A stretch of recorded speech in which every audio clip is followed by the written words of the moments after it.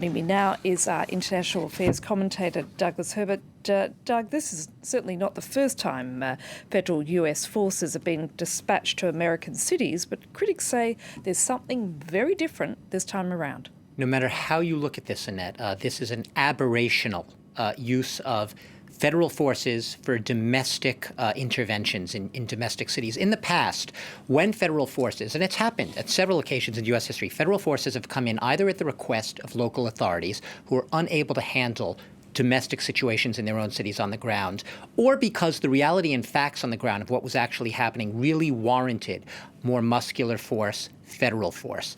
In this case, Trump is accused of essentially creating chaos. That is, creating conflict, which he then is able to use as a rallying point for his own reelection bid. As we know, he is a president who has hard campaigned on law and order, as he sees it. And he wants to depict the opposition, and especially those lily-livered, weak Democrats, as he sees it, as people who would allow chaos to envelope the country and cities. Now, when has force has been used in the past? Look at the cases.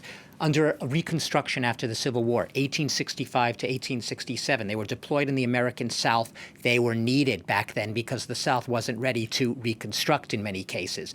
During the desegregation school crisis in Arkansas in 1957, Dwight Eisenhower deployed federal forces there to get black kids to be able to enter white schools because the governor of the state would not do it himself. They were warranted at that time. 1965, the march that we've been talking about recently, with John Lewis was part of it, from Selma to Montgomery, Alabama, Civil Rights March. The Alabama National State Guard was deputized federally in order to protect the marchers. It was warranted because the state police were not going to let them march. They beat them up.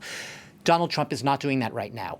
The reason he is doing this, in the critics' view, is to sow division, to pit an image of an America spiraling out of control, i.e. an America led by those Democrats in those cities which are hotbeds, as we know, of radical far-left anarchists left to their own devices. Your security, our national security, will not be protected.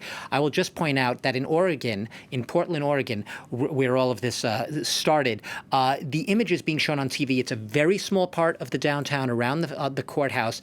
The Oregonian newspaper wrote about how most of the city is absolutely fine. The images are very effective on television politically, especially on Trump's favorite news channel, Fox News. People watching that channel see a city in flames. It's like when we had Paris burning in the riots in 2005. Everyone thought Paris was up in flames. Same thing. It works well for his base, and it's effective right now. He gets to pitch himself as a law and order candidate, but he's actually creating more division and chaos. But some protesters are rather concerned, aren't they, that people are losing sight of the original reasons for taking to the streets, and that, of course, in demanding police reform and racial justice. Absolutely, and this is where it gets complicated, and you're absolutely right. This is not a black and white issue in the sense that, excuse probably a bad use of that pun there, it's in the sense that, yes, there is some damage. There is some violence on the fringes of these protests. It's not being made up, but this is where it gets complicated because you're absolutely right. The protests are now in their 60th day in Portland, and they've spread to other cities, as you mentioned.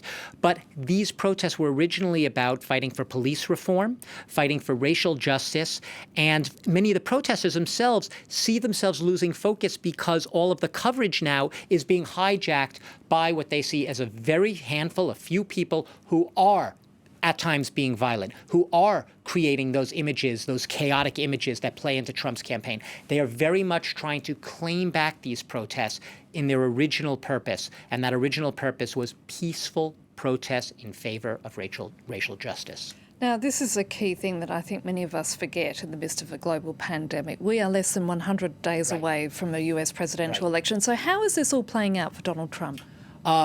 It's more interesting, I guess, if I do the pessimist or the cynical take. The cynical take would be that it's playing out pretty well for him so far. While, yes, there has been a backlash right now. A lot of these local mayors are saying, we never asked for these federal troops. We don't want them.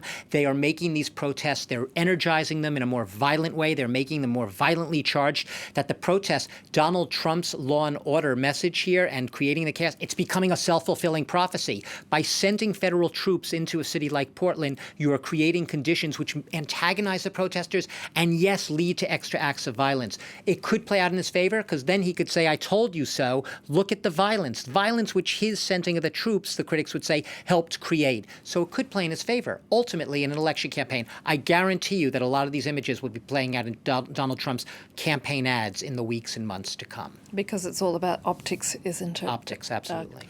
Thank you for that, Douglas Herbert.